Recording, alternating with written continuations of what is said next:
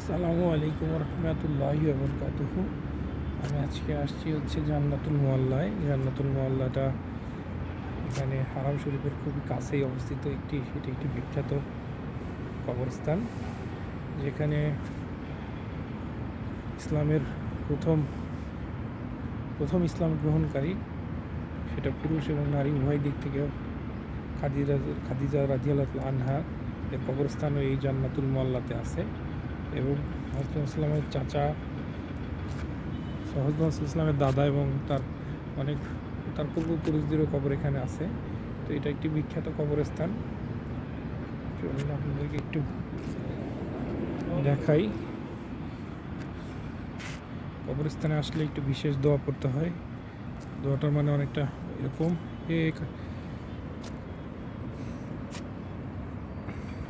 এক গৃহের অধিবাসী মুমিন মুসলিমগণ, তোমাদের প্রতি শান্তি বর্ষিত হোক। আমরাও ইনশাআল্লাহ আপনাদের সাথে মিলিত হব।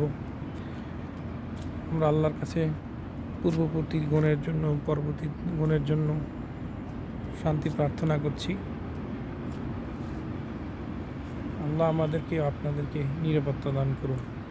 আর বাংলায় মানেটা অনেকটা এরকম।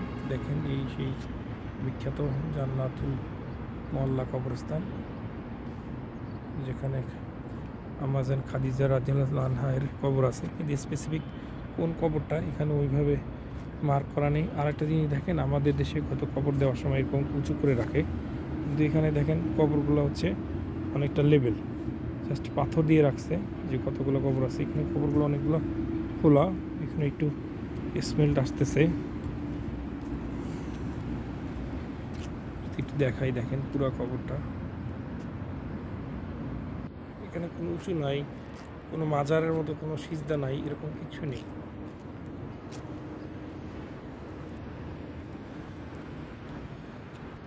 চারপাশে শুধু পাহাড় আর পাহাড় দেখতে পাচ্ছেন।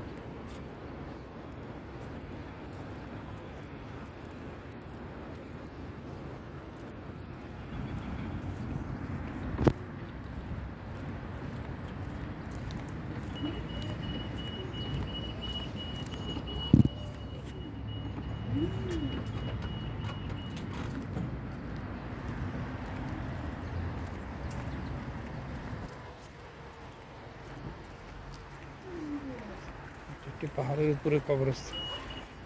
এখান থেকে দেখেন ক্লক টাওয়ারটা দেখা যায়। মসজিদুল হারামের পাশেই মসজিদুল হারাম দেখা যাচ্ছে।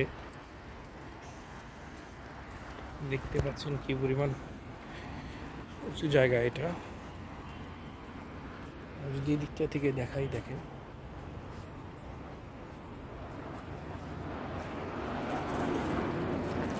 ওঠার জন্য এরকম গাড়িতে করে লাশ নিয়ে আসা হয়, কবর দেওয়া হয়। দেখেন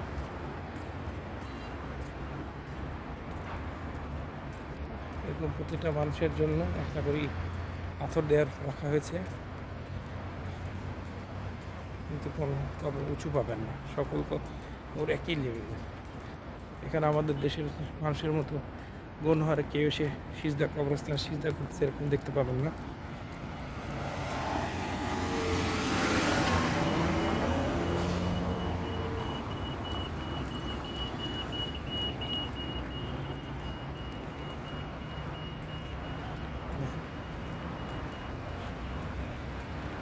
কি অবস্থা!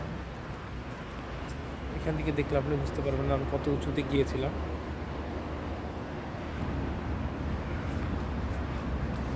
আমাদেরকেও একদিন এই কবরে যেতে হবে, কিন্তু আমরা খুব দ্রুতই সেটা ভুলে যাই যে আমাদের মরতে হবে। আমাদের ভাবখানা এরকম যেন আমরা আজীবন বেঁচে থাকবো, কোনো দিন মারা যাব না।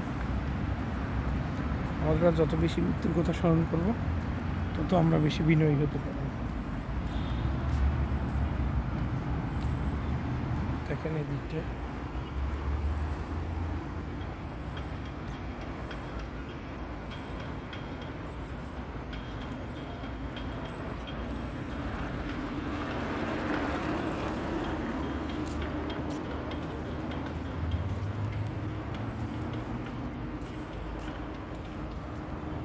সবাইকে একদিন এই মাটির নিচেই যেতে হবে। আসলে বেঁচে থাকতে সময়টাকে যত বেশি পারা যায় পরকালের জন্য, চিরস্থায়ী জীবনের জন্য ইনভেস্ট করা উচিত, বেশি বেশি ইবাদত করা উচিত, অন্যায় কাছ থেকে বেঁচে থাকা উচিত, আল্লাহর কাছে বেশি বেশি ক্ষমা প্রার্থনা করা উচিত। এটা হারাম শরীফের খুবই কাছে অবস্থিত। এই দেখেন পাহাড়টা, এটা পাহাড়, এগুলো পাহাড় কেটেই বানানো হয়েছে। দেখেন পাহাড়টা দেখতে পাচ্ছেন, এটা অনেক উঁচু।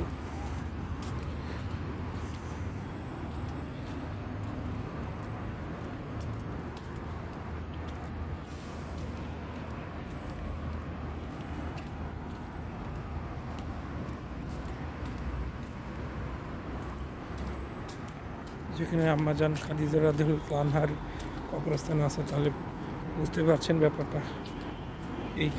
এটা কত বিখ্যাত একটা কবরস্থান, কিন্তু এখানে কোনো মানুষের হুড়োহুড়ি নেই, সিজদা দেওয়ার কোনো ইয়া নেই মাজারের মতো। যদি আসলে এরকম সিজদা দেওয়ার কোনো নিয়ম রীতি থাকতো, তাহলে এই কবরস্থানটা কী পরিমাণ লোকারণ্য হয়ে যেত।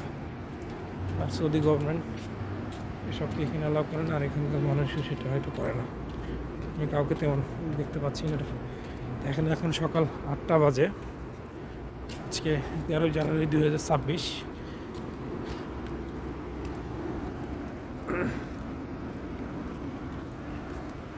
সব জায়গায় কী অবস্থা দেখেন, যেদিকে তাকাবেন সকল কবরের উপরে এরকম পাথর দেওয়া আছে।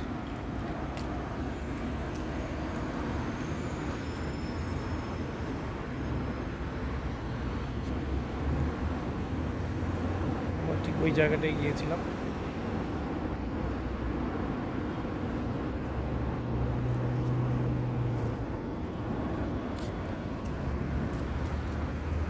আল্লাহ আমাদের সকলকে পুরোপুরি দিনের উপর চলার তৌফিক দান করুন। সবাই ভালো থাকবেন। আসসালামু আলাইকুম ওয়া রাহমাতুল্লাহি ওয়া বারাকাতুহু।